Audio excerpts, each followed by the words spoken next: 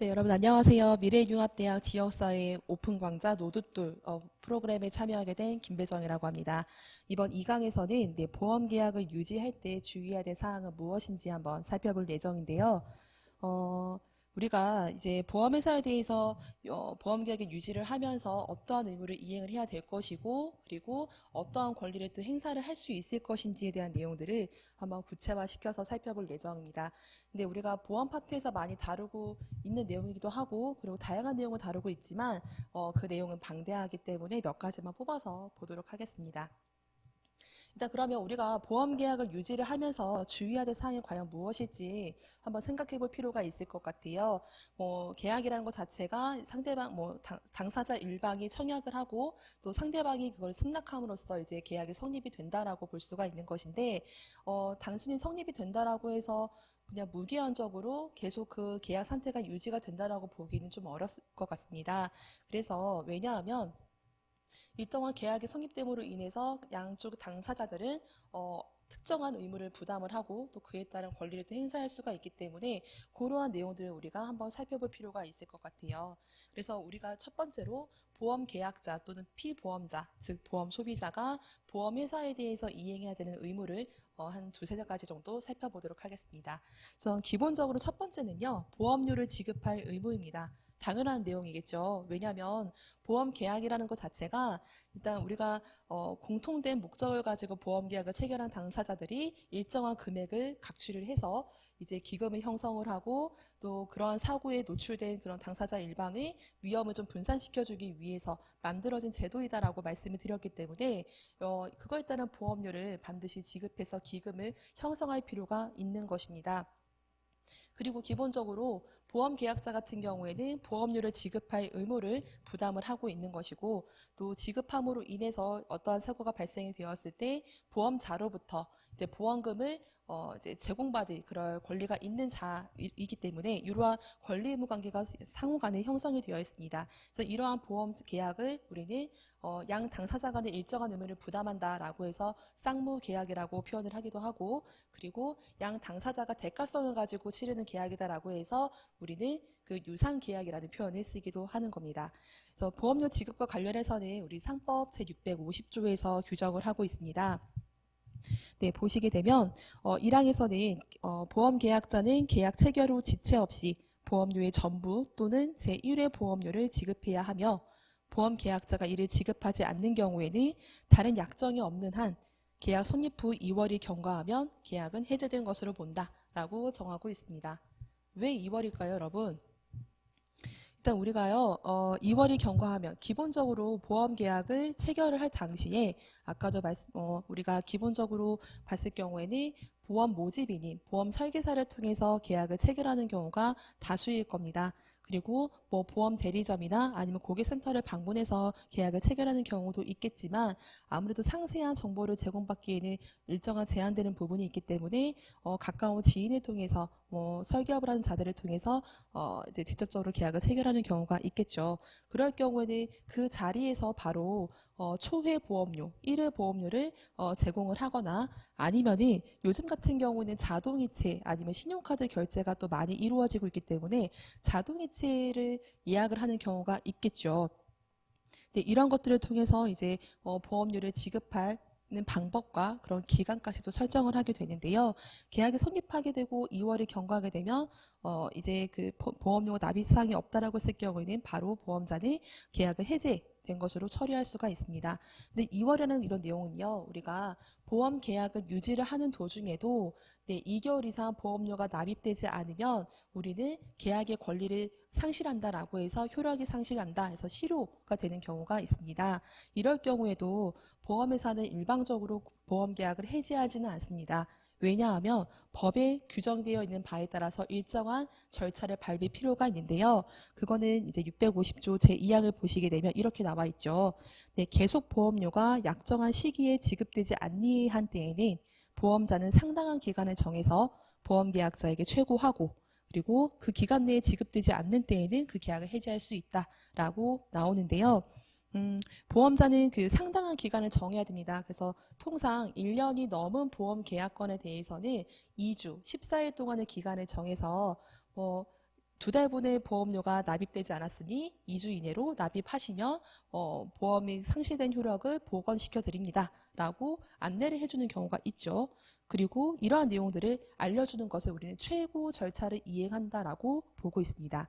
그리고 알려주린 그 안내한 그 14일 이내에 보험료가 납입되지 않을 경우에는 그때서야 이제 보험 계약이 해지가 될 수 있다는 사실도 같이 공지를 해주면서 그거에 따라서 해당 그 해지 효과가 발생을 한다라고 보시면 되겠습니다. 근데 우리가 초회 보험료를 납부할 때요, 여러분, 당장 그 현금이 부족한 경우 아니면 신용카드를 사용하지 않는 경우 그리고 자동이체를 설정하기 싫은 경우 이런 경우도 있겠죠. 그래서 대신 그 보험 설계사로 보험 설계사에 의한 대납을 또 요구를 할 수도 있습니다. 그럴 경우는요, 대납을 해주기로 한 약정한 그 일자가 따로 있겠죠. 그래서 예를 들면 뭐 오늘 보험 계약을 체결하는 건 맞지만 우리가 하루 뒤에 내일 내가 대신 넣어줄게 라고 하는 그런 경우처럼 보험 설계사가 대납을 약정하는 경우가 있습니다. 그런데 이런 약정하는 내용들이 보험 계약자가 보험 모집인에게 대신 납부해달라고 약정을 하고 나중에 지급하기로 하는 그런 내용이라고 한다면 그 대납을 약정한 그날을 기준으로 해서 보험 계약이 이제 보험료 납부가 이루어지고 보험 계약에 성립이 된다라고 볼 수가 있는데요. 반대로 보험 설계사가 많은 보험 계약자를 유치할 목적으로 인해서 서비스 차원에서 이렇게 대납하는 것을 제공한다라고 한다면 이러한 것들은 보험 계약자에서 특별한 이익을 공유하는 걸로 볼 수가 있기 때문에 이러한 보험 설계사의 행위는 보험업법에 의해서 금지가 되고 있다라고 보시면 되겠습니다. 대신해달라고 부탁을 하는 것은 가능하지만 보험 설계사가 적극적으로 보험 계약자를 유치하거나 고객을 뭐 유치하고 유지하기 위해서 그렇게 대납 제도를 이용하는 경우에는 허용하고 있지 않다라고 보시면 되겠습니다.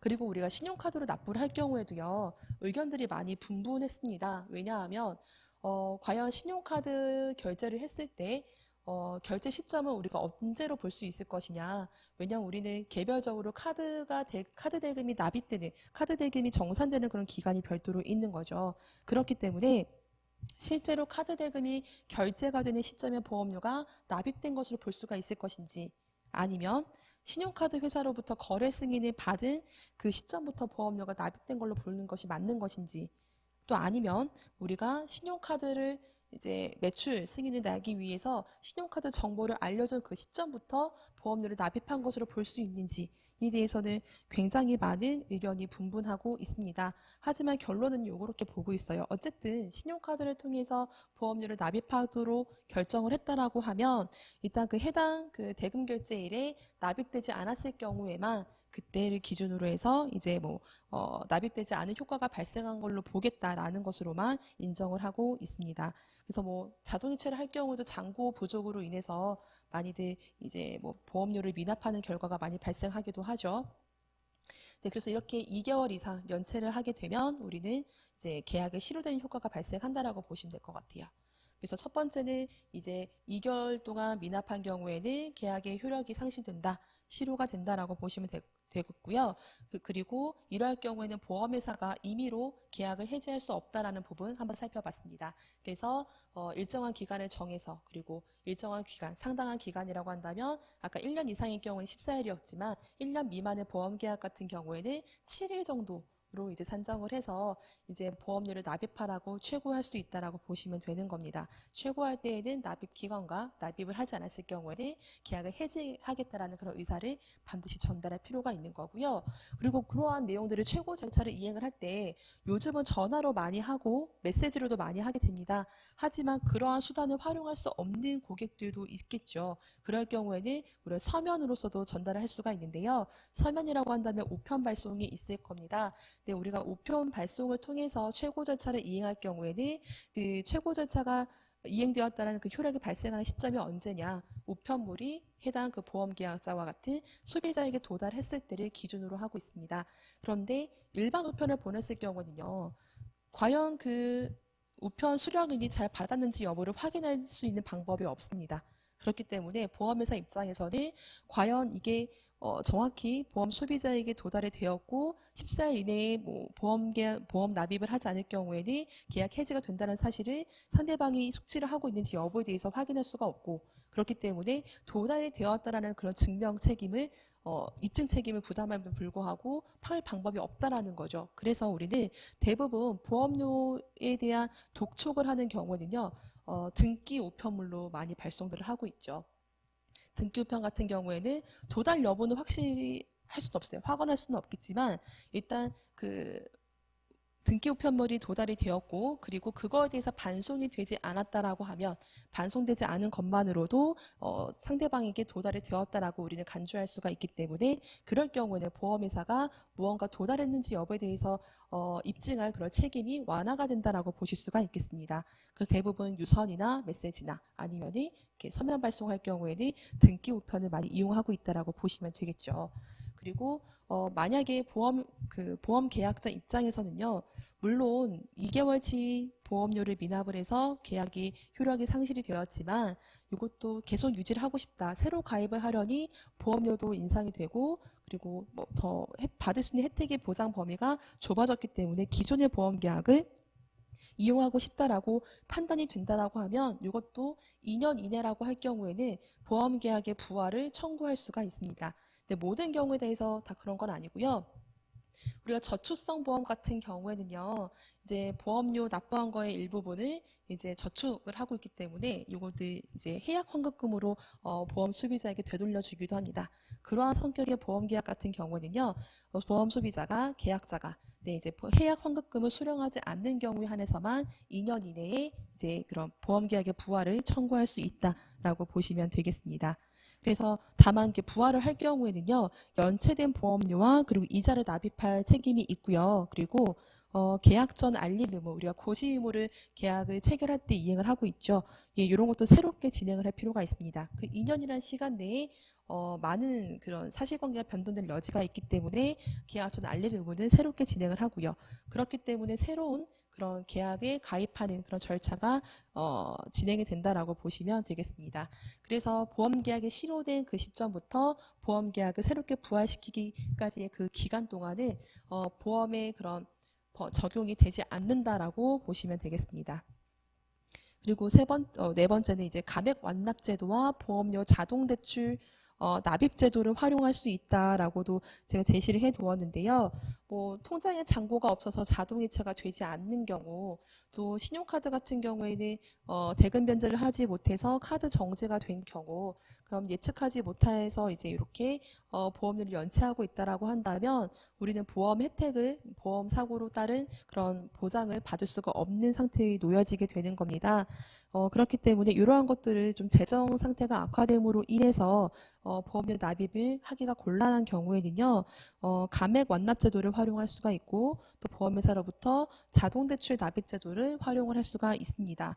감액 완납 제도라는 게 무엇이냐면요, 일단 기존의 보험 기간과 그리고 보험금을 지급하는 조건을 변경하지 않고요, 대신 그냥 보장 금액만 낮추어서 보험료를 조금 더 감액하는 그런 제도를 의미하는 것이고, 또 보험료 자동대출 납입 제도라고 한다면 기본적으로 우리가 해약 환급금이 있는 범위 내에서는 우리가 그 약관 대출이라는 대출을 받을 수가 있습니다. 그럴 경우에는 그 해약 환급금의 범위 내에서 매달 보험료를 대출을 받는 거죠. 대출을 통해서 보험료를 납입하는 그런 제도를 의미합니다.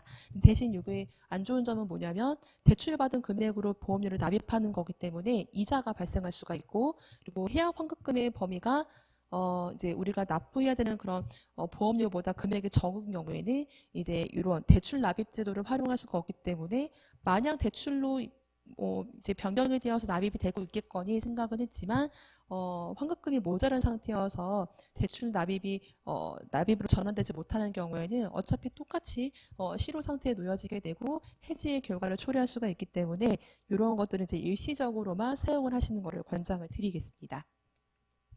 네, 그리고 두 번째 의무는요, 위험 변경 및 증가의 통지 의무가 있습니다.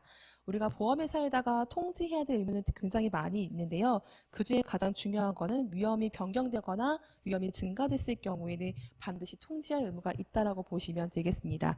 요거는 이제 상법 652조 1항에서 이제 규정하고 있는 사항인데요. 우리가 대법원 판례는 과연 위험이 변경되고 증가된 경우를 우리가 무엇이라고 보느냐. 예를 들면 아까 우리 손해보험에서 화재보험에 대해서 한번 간략히 설명을 드렸는데요.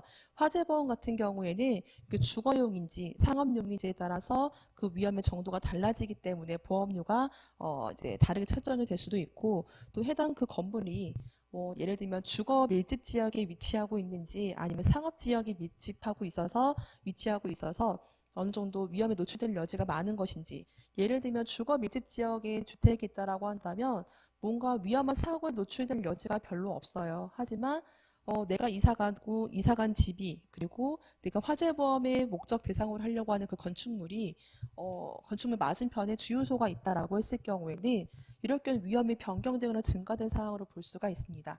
아니면은 나는 그냥 이 집 그대로 화재보험을 계약해서 살아가고 있는데 갑자기 맞은편이 개발이 되면서 주유소가 들어왔다라고 했을 때, 주유소가 위험한 이유는 땅 밑에 이제 매립이 되어 있는 거죠. 많은 기름들이.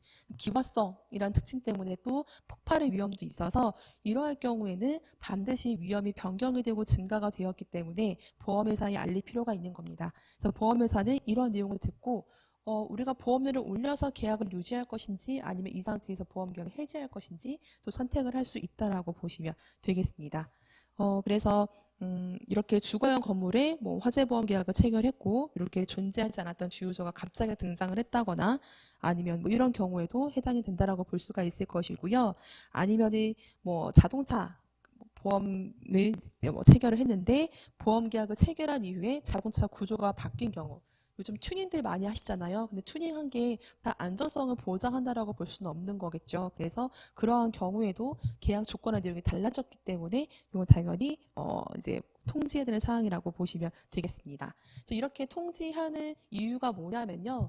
보험회사는 이제 어떠한 그 피보험자에 대해서 어떠한 사고가 발생할 수 있을지 예측을 해야 되고, 그리고 그런 예측을 통해서 보험료를 재산정할 필요가 있습니다. 그리고 이러한 본인들이 인수해야 되는 그런 사고 위험이 크다라고 한다면 보험회사들도 보험을 가입할 수가 있습니다. 다른 보험회사에 대해서. 그래서 이거를 재보험을 가입한다라고 하는데요.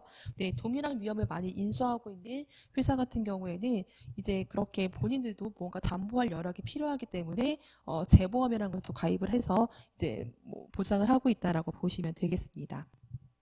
그런데 이것도요, 우리가 보험 모집인, 보험 설계사에게 구두상으로만 위험이 변경되고 우리 집 앞에 주유소가 생겼어, 어떡하지? 라고 이렇게만 통지한 경우는요, 보험회사에 직접 통지했다라고 볼 수가 없습니다.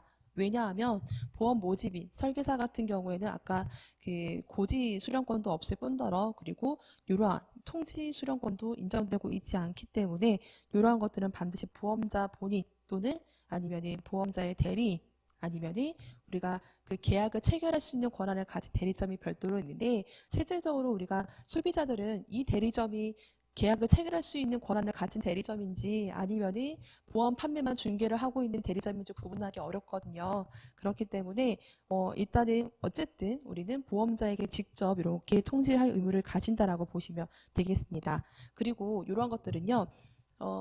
이걸로 통지를 하지 않게 되면 이제 위험이 변경이 되고 증가가 되잖아요. 그러한 상태로 인해서 보험 사고가 발생했을 경우에는 보험회사는 요것에 책임을 지지 않을 수가 있습니다. 면책되는 효과가 있습니다. 다만 면책되는 효과가 발생하는 경우는 보험 계약자가 이러한 사실을 알고 있음에도 불구하고 통지하지 않은 경우에 해당하고요. 이런 사실을 모르고 있는 경우, 다른 사람은 알고 있지만 나만 몰랐다라고 하는 경우에는 보험회사는 면책을 주장할 수 없다라고 보시면 되겠습니다. 네, 그래서 위험 변경, 증가라고 한다면 이렇게 볼 수 있는 거죠. 네, 변경 또는 증가된 위험이 보험계약 체결 당시에 존재하고 있었다면 보험자가 보험계약을 체결하지 않거나 적어도 동일한 조건 또는 그 보험료로는 보험이 인수하지 않았을 것으로 인정되는 사실을 의미한다라고 보시면 되겠습니다. 그리고 우리가 위험 변경 증가 통지 의무도 있지만요. 위험 변경 증가 금지 의무도 있어요. 요거는 이제 입법상의 불비라고도 표현을 하고 있기도 한데, 위험 변경이 되고 증가가 되면 통지하는 것은 맞지만, 이걸 굳이 금지 의무까지 별도로 규정할 필요가 있겠느냐라는 겁니다. 근데 이런 것들은 이제 우리가 이런 거죠. 뭐, 내가 지금 주거용 건물에 대해서 화재보험 계약을 체결을 했는데, 맞은편에 주유소가 들어왔다라고 한다면, 요거에 대해서 내가 이 사실을 인식하고 있으면, 위험 변경이 되었다는 것을, 증가가 되었다는 사실을 통지할 의무가 있습니다. 하지만 위험 변경, 위험의 그런 변경이나 증가를 금지시킬 의무는 뭐냐면, 내가 이사를 갈 건데 굳이 주유소 옆으로 이사 가는 것과 같은 행동을 하지 말아라. 그런 것들을 금지하자라는 겁니다. 그래서 이건 강제할 수 없는 부분이고요. 우리가 보험이라는 제도가 단순히 치료 목적, 위험을 대비하기 위한 목적도 있지만 정말 경제적인 위험을 조금 더 회복하고 손해를 회복하고 또 생계의 수단으로도 활용할 수가 있기 때문에 약간 투기적인 그런 성향이 굉장히 농후한 그런 제도입니다. 그래서 이런 걸 악용할 경우가 많기 때문에 보험 계약을 체결할 경우에는 정말 선의의 성을 가지고 체결을 해야 된다. 도덕적인 해이를 근절해야 된다라는 취지가 있어서 그런 것들 기반으로 해서 우리는 위험 변경 증가 금지 의무를 또 정하고 있다라고 보시면 되겠습니다. 그리고 이제 다음으로는 우리는 보험 계약을 유지하면서 보험회사에 대해서 어떠한 권리를 행사할 수 있을 것인지 보도록 하겠습니다. 네, 많은 권리를 행사할 수가 있습니다. 그래서 앞에 보시면 보험 증권을 교부하라고 청구할 수 있는 권리, 요거는 보험자의 그런 보험 증권 교부 의무였죠. 그리고 보험료를 감액하라고 청구할 수 있는 권리도 있습니다. 왜냐하면 아까처럼 보험료를 납입할 수 없는 그런 일시적인 재정 상태가 악화가 된 경우에는 보험료를 감액할 수도 있는 것이고, 그리고 우리 집 앞에 뭐 주유소가 있었는데 그 주유소가 철거되고 그냥 일반 건물이 들어왔을 경우에는 그 위험 부담이 줄어들었기 때문에 줄어든 거에 대한 보험료를 감액하라고 청구할 수가 있는 거겠죠. 그리고 보험 계약이 해지가 되었을 경우에는 이제 그동안 납입했던 보험료를 반환하라고 요구할 수도 있는 것이고, 또 미경과 보험료도 반환하라고 청구할 수가 있습니다. 그리고 보험 계약을 통해서 적립된 금액이 있다라고 한다면 그것도 이제 금액을 청구할 수 있는 권리도 있는데요. 제가 여기서 살펴볼 거는 이제 보험금 청구권을 국한해서 한번 보도록 할 예정입니다. 교과서 저희 상법 662조를 보시게 되면 소멸시효라는 규정이 있는데요. 보험금 청구권은 3년 동안 행사하지 않으면 그 효력이 상실됩니다. 소멸하게 되는 것이고, 또 보험료 또는 적립금의 반환 청구권은 3년간 행사를 해야 합니다. 그리고 또 일반적인 보험료 청구권은 이제 2년간 행사하지 않으면 시효의 완수로 소멸한다라는 규정이 있는데요. 과연 여러분들이 그냥 일반인들이 보험금을 청구할 수 있는 기간이 3년이라는 사실을 모든 이가 다 알고 있다라고 생각을 하실까요? 제가 뭐 다른 자료를 보거나 아니면 뉴스 기사만 나오는 걸 봐도 대부분의 사람들이 모르는 경우가 많습니다. 그리고 그렇게 청구할 수 있는 기간이 정해져 있었나? 그게 3년이었나? 라는 것들이 질이 오히려 되묻는 경우가 많거든요. 왜냐하면 이런 것들에 대해서 우리가 보험 계약을 체결을 할 때 보험금 청구 기간은 3년 안에 하셔야 됩니다라는 사실을 곧이 알려준 사람들이 없다라는 거예요. 근데 이런 것들이 문제가 되면서 이제는 보험 계약을 체결을 할 때 이제 보험 계약 청약서를 보시게 되면 뭐 청구권은 3년 이런 식으로 아이콘으로 뭔가 인쇄가 되어 있거나 아니면 그러한 내용들이 문구가 인쇄가 되어서 나오는 경우가 있습니다. 많이 이제 발전이 되었다라고 보시면 되는 거죠. 그동안의 청약서를 구성하고 있는 내용이나 약관을 구성하고 있는 내용들이 보험 소비자를 배려하지 않는 그런 방식으로 진행이 되었었기 때문에 보험 소비자가 응당 알아야 할 내용들도 제공되지 않았고 어련히 알아서 하겠거니 이런 식이었죠. 그리고 일정한 기간이 지나게 되면 그런 권리가 상실되었기 때문에 보험회사는 그런 보험금을 지급할 책임이 없다라는 걸로 이제 응수를 하고 있다라고 보시면 되겠습니다. 제가 앞에 가지고 온 내용은요, 이제 소멸시효가 경과함으로 인해서 보험금을 청구하지 못하는 그런 건수와 금액인데요. 계약 건수가 굉장히 많죠. 그래서 요거는 이제 소멸시효가 경과를 해서 이제 경과한 그런 계약 건수는 거의 뭐 3천 건 가까이 됐고, 그리고 이제 그 지급되지 않은 그런 보험금 같은 경우는 뭐 2천억을 넘는 그런 금액까지 굉장히 많이 있습니다. 이건 미지급금이거든요. 보험이 그 지급되지 않은 보험금인데 이런 것들은 결국 보험 소비자에게 돌아가는 것이 맞지만 지급되지 않음으로써 이건 누구에게 돌아간다? 보험회사 이익으로 남아있는 것이죠. 그렇기 때문에 어떻게 보면 이런 것도 이제 보험회사가 부당하게 이익을 취한다라고 보는 그런 견해도 있기도 합니다. 근데 제가 왜 자살보험금 내용을 가지고 왔냐면요. 2010년도 이전에 판매가 되었던 생명보험 같은 경우, 사망보험금을 주로 했던 그 생명보험 같은 경우에는요. 약관의 내용이 이런 내용이 있었습니다. 음, 제가 그 내용을 여기 PPT에 넣어놓진 않았는데요. 일단 그 재해로 사망을 하게 된다라고 하면 일반 사망금은 보험금을 지급하는 것 외에도 재해 사망 보험금도 함께 지급한다라는 그런 규정이 있었습니다. 그래서 그런 문구만 보았을 경우에는 우리 소비자 입장에서는 내가 자살이라는 것도 재해로 인정이 되면 자살을 하게 되면 일반 사망 보험금도 받고 또 특약에 따른 재해 사망 보험금도 이중으로 받을 수 있겠구나라는 생각을 하게 되는 거죠. 그러한 이해관계를 가지고 이제 보험 계약을 체결했는데 알고 보니 보험회사에서는 이러한 그 재해사망보험 특약이라는 보험 상품을 해외로부터 이제 도입을 하게 되면서 약관의 수정을 반영하지 않았습니다. 그래서 우리나라의 정서에 맞게 우리나라 기준에 맞게 자살에 의한 그런 보험금을 지급할 경우에는 우리가 보험 계약을 체결하고 나서 2년 이내에 자살을 하는 경우에는 보험금 지급 대상이 아닙니다. 하지만 2년이 지난 시점에 대해서는 이제 지급 대상이 되고 있는데 근데 자산이라는 것 자체가 보험회사의 면책 요건 중에 하나이거든요.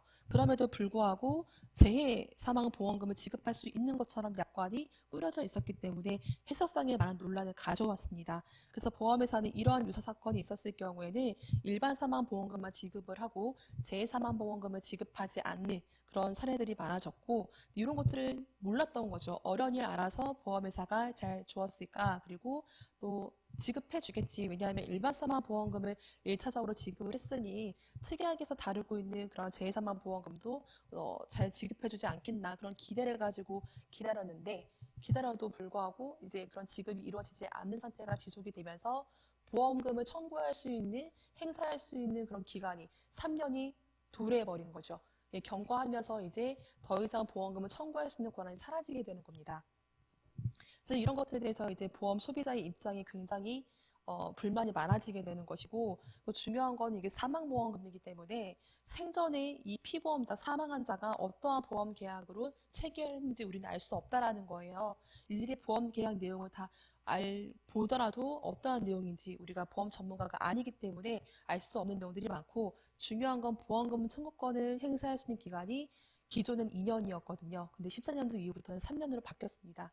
2년인 것도 몰랐고 그리고 3년으로 바뀐 것도 모르는 분들이 대다수였습니다. 그래서 이런 것들을 알려줘야 하는 의무가 보험회사에 있음에도 불구하고 하지 않고 방관하고 그러면서 모른 척하면서 지급하지 않는 것은 부당하다라고 해서 이러한 것들이 이제 금융감독원 산하 기관인 금융분쟁조정위원회까지 회부가 됩니다. 거기에서는 이렇게 얘기를 해요. 물론 대법원에서도 대부분 이제 보험금 지급에 관련해서 분쟁이 발생하게 되면 보험회사는 소송을 먼저 제기를 하죠. 그걸로 인해서 이제 정확한 체계 문제를 다투고자 하는데요. 대법원에서는 일단 그렇게 약관이 불안정하게 설정이 되어 있었다라고 한다면 그런 약관에 대한 책임은 보험회사가 있는 것이 맞으니 소멸시효가 끝나지 않은 그런 사건에 대해서는 그 재해사망보험금을 지급하는 것이 맞다. 하지만 그 보험금 청구 기간이 끝난 사건에 대해서는 재해사망보험금을 지급하지 않아도 된다라는 입장을 고수합니다. 반면 금융분쟁조정위원회에서는 아니다. 왜냐하면 보험 소비자의 신뢰도와 관련된 문제이기 때문에 그리고 정의 형평의 이념을 보았을 때는 보험금 청구 기간이 끝났다 할지라도 그거에 대해서는 재해사망보험금이 지급되지 않은 부분이 있다면 지급하는 것이 맞다라고 하는 거죠. 근데 법원에서는 안 해도 된다라고 입장을 밝히고 있는데 왜 그 조정기관인 그런 법적 기구이긴 하지만 일부 기관이 왜 그런 권고를 하느냐, 조정안을 제시를 하느냐에 대해서 굉장히 불만이 많았습니다. 근데 이게 제어가 안 되니까요.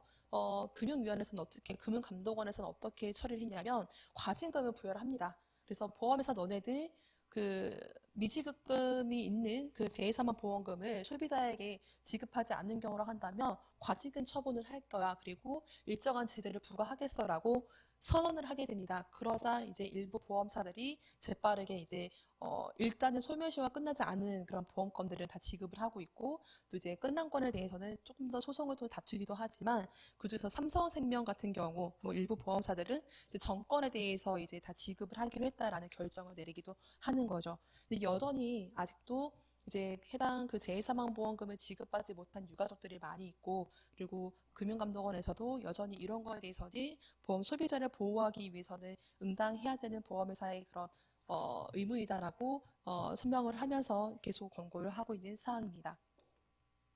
그리고 이제 우리가 기본적으로는 법에서 정하고 있는 보험금 청구권은 3년이라고 말씀을 드리긴 했는데요. 근데 특약에 의해서, 특별 약관에 의해서 그 기간이 달리 정해지는 때가 있습니다. 예를 들면, 제가 어느 한 보험회사의 그 상해 의료비 특별 약관 내용을 하나 가져왔는데요. 거기는 이런 문구가 기재가 되어 있습니다. 네, 상해를 입고 그 직접 결과로서 의사의 치료를 받은 때에는 한 개의 사고당 특별약관의 보험가입 금액을 한도로 해서 피보험자가 실제로 부담한 의료비 전액을 지급하여 드리는데, 어떠한 경우에도 사고일로부터 180일 이내에 소요된 의료시비를 한도로 드린다라는 내용이 있습니다.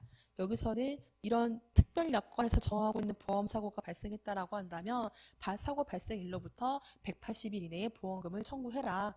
그 기간을 경과하게 되면 보험자는 책임을 부담하지 않겠다라고 하는 내용인 거죠.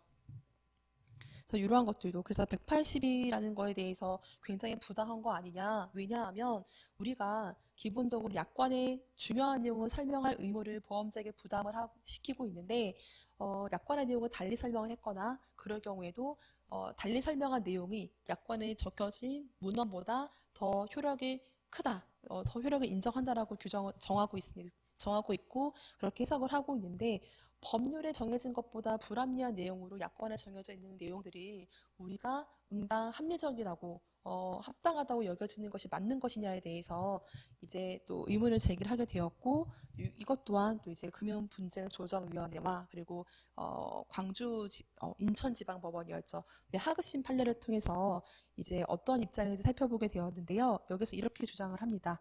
법률관계를 이렇게 180일 이내로 정한 이유는요, 법률관계를 신속히 확정함과 동시에 개별적인 그런 사중을 묻지를 않고 법률관계를 획일적으로 처리하기 위한 것이기 때문에 일정한 기간 제한을 두는 것은 부당하다고 보기 어렵다라는 입장을 밝힙니다. 네, 이것도 어느 정도 일리가 있는 말인 게, 아까 우리가 보험회사는 불특정 다수를 대상으로 해서 굉장히 많은 보험 계약을 체결을 하고, 그리고 그러한 것들을 일련의 사무 처리를 획일화시키고 간명화시키기 위해서 약관이란 걸 만들어서 이제 보험 계약을 유도를 하고 있습니다.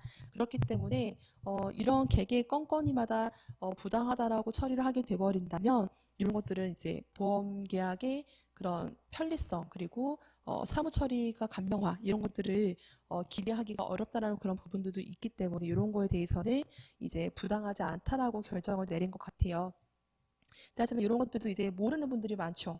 왜냐하면 180일 이내라는 것들을 따로 고지해주지 않는 경우가 다반사이기 때문입니다. 하지만 요즘은 이제 보험계약을 체결하실 때는 이런 거 특정한 사항들이 몇 개에 대해서는 안내를 해주고 있기는 하지만, 여러분들 특별 약관에 의한 보험계약을 별도로도 이제 부가적으로 체결을 하실 때는 이러한 내용들을 확인해 볼 필요가 있다라는 겁니다.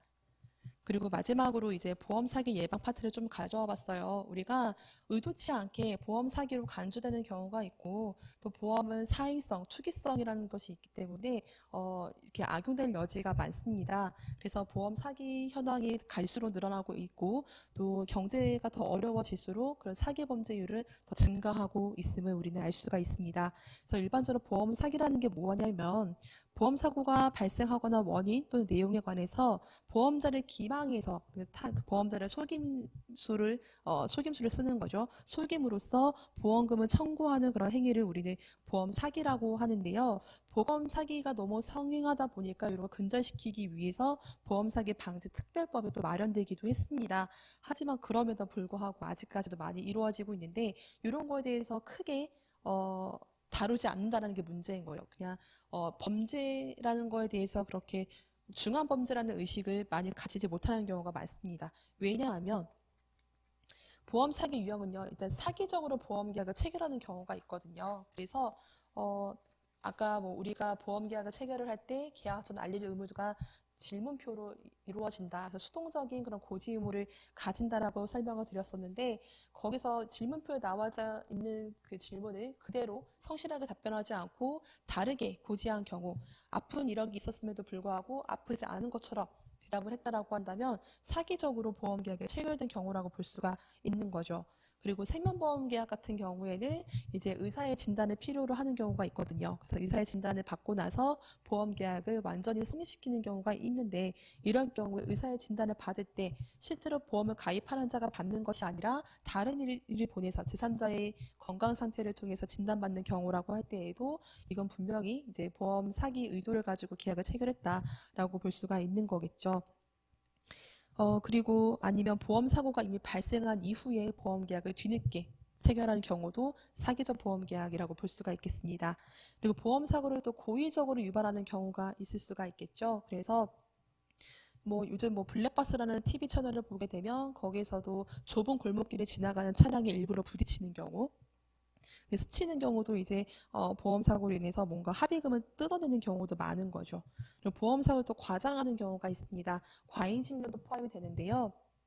많이 이용되는 게 도수 치료 같을 것 같아요. 한의원이나 정형외과에서도 많이 도수 치료를 이제 행하고 있는데 굉장히 고비용의 치료인 거죠. 그런데 이러한 치료 행위가 필요하지 않은 환자들에게도 이제 뭐 실손보험을 가입했는지 여부를 묻고, 그리고 이러한 치료 행위를 권유하고 조장하는 것들, 과잉 진료하는 것들도 이제 보험 사기의 유형이라고 볼 수가 있는데요. 이런 것들은 정말 심심치 않게 일어날 수 있는 내용들이고, 그리고 아무렇지 않게 의료기관에서도 제안을 하고 권유하는 내용들이기 때문에 이거에 대해서 범죄 의식을 가지기가 조금 어려울 것 같기는 합니다. 오히려 또 사무장 병원이라는 것도 있어서 이제 의사의 의도와는 다르게 뭐 허위로 입원을 시키거나 아니면은 뭐 치료 그 기관과는 달리 굉장히 많은 기간 동안 입원을 하는 경우, 그리고 허위 진단서를 발행하는 경우, 이런 것들도 있기 때문에 이런 거에 대해서도 일정한 처벌을 가해질 수가 있다라는 겁니다. 그래서 이런 것들을 이제 근절시키기 위해서 보험 사기에 대해서 신고를 하는 경우 포상제도도 두기도 하더라고요.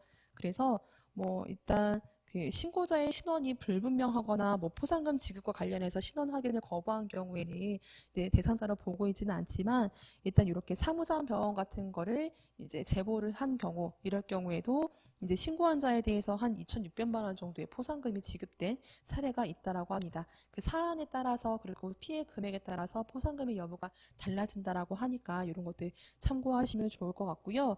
이렇게 제시하고 있는 보험 사기 유형이나 보험 사기 사례 같은 것들로 인해서 형사법적인 처벌을 받을 수 있고, 그에 수반해서 민사법적인 그런 손해배상 책임도 부담할 수가 있으니까, 여러분들은 보험을 계약을 체결할 때 보험 체결 시 우리가 주의해야 될 사항은 무엇이고, 유지를 하면서 우리가 어떤 부분을 참고해서 건전하고 안전하고 바르게 계약을 유지할 수 있는지, 그런 걸 중점으로 해서 보험 계약을 다루셨으면 좋겠습니다. 그래서 우리는 좀 건전하고 현명하게 합리적인 보험 소비를 할 수 있도록 노력할 필요가 있다라고 생각을 하고요. 이렇게 해서 이제 보험 계약을 유지하면서 주의해야 될 사항이 무엇인지에 대한 강의를 마치도록 하겠습니다. 감사합니다.